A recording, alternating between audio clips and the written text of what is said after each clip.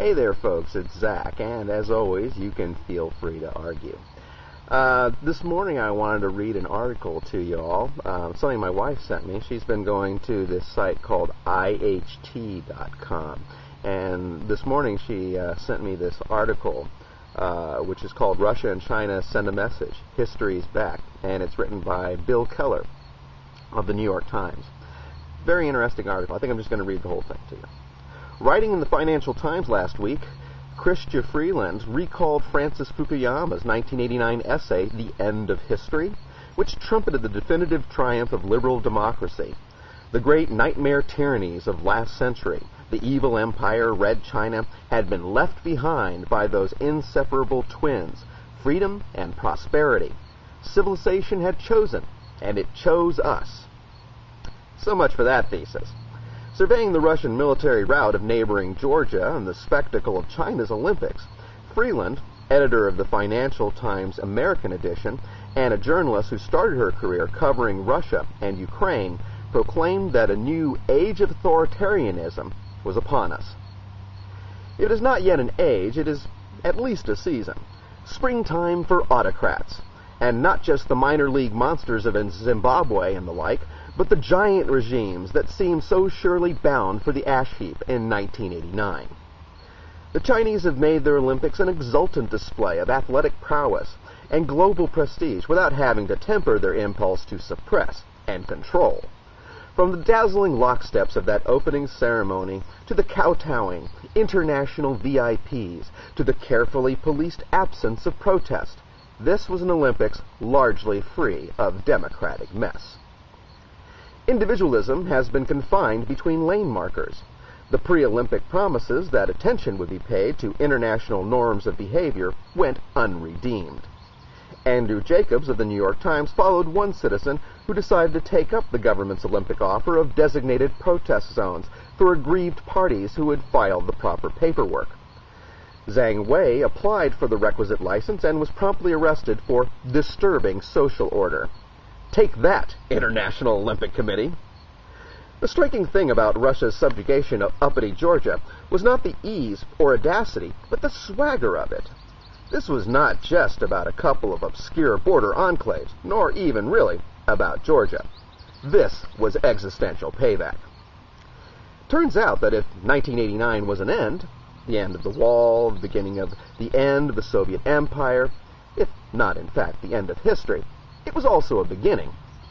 It gave birth to a bitter resentment in the humiliated soul of Russia, and no one nursed the grudge so fiercely as Vladimir Putin. He watched the empire he had spied for disbanded. He endured the belittling lectures of a rich and self-righteous West. He watched the United States charm away his neighbors, invade his allies in Iraq, and, in his view, play God with the political map of Europe. Putin is, in this sense of grievance, a man of his people, as visitors to the New York Times website can see in the sampling of breast-beating commentary from Russian bloggers.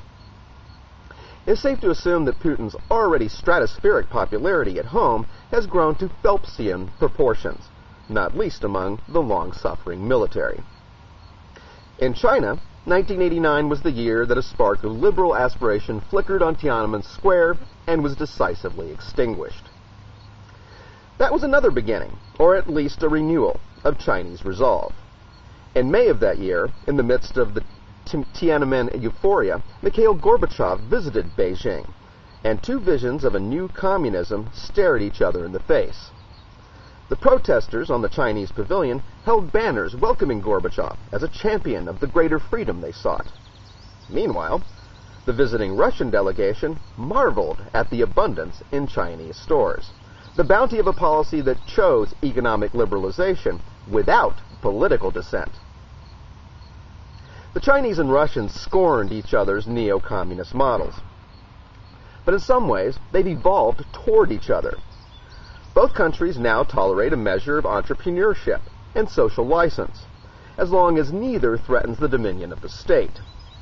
Both countries have calculated that you can buy a measure of domestic stability if you combine a little opportunity with an appeal to national pride. The Chinese street felt no more sympathy for restive Tibetans than the Russian blogosphere felt for Georgia. And both have discovered that if you are rich, the world is less likely to get in your way. President George W. Bush was mocked from both sides for his seeming impotence. Neoconservatives were appalled by photos of Bush sharing a laugh with Prime Minister Putin in Beijing while Russian armor gathered at the Georgian border. For a president who has made the export of democracy his signature doctrine, that looked to the stand tough crowd like a pet goat moment. Others argue that this is a crisis Bush tacitly encouraged by talking up Georgia's rambunctious president as a friend and NATO candidate. By midweek, possibly goaded by the wailing of neoconservatives and the aggressively anti-Putin rhetoric of Senator John McCain, Bush had abruptly ramped up his opprobrium and dispatched an American airlift of humanitarian aid. And by the weekend, there was a Cold War chill in the air. But Bush's predicament is not just his. The question of how to deal with these reinvigorated autocracies bedevils the Europeans and will surely rank high among the legacy issues that confound Bush's successor. This time it is not, or not yet, the threat of nuclear apocalypse that limits the West's option towards our emboldened Eastern rivals. The Chinese, in fact, are acting as if they have gotten past the saber-rattling stage of emerging power status. They lavish diplomacy on Taiwan and Japan and deploy the might of capital instead. The Russians may be in a more adolescent, table-pounding stage of development, but Putin, too, prefers to work the economic levers, bullying with petroleum. The United States, meanwhile, is mired in Iraq and Afghanistan, estranged from much of the world, and bled by serial economic crises. History, it seems, is back, and not so obviously on our side. Some stuff to think about.